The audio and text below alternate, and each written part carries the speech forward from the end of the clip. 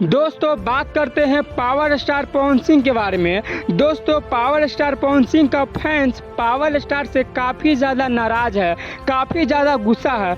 दोस्तों गुस्सा किस बात को लेकर है हम बताते हैं। दोस्तों अगर आप लोग पावर स्टार पवन सिंह का फ़ैन होइएगा तो आपको एक बात नोटिस होता होगा कि बहुत दिन से पावर स्टार पवन सिंह का कोई भी गाना या कोई भी फिल्म या कुछ भी बिल्कुल भी नहीं आ रहा है, जिसके चलते दोस्तों पावर स्टार पवन सिंह का फैंस काफ़ी ज़्यादा नाराज़ है कि पावर स्टार पवन सिंह कर क्या रहे हैं। न उनका को गाना आ रहा है, न फिल्म आ रहा है। यार क्या कर रहे हैं पावर स्टार पवन सिंह और उनका मैनेजर।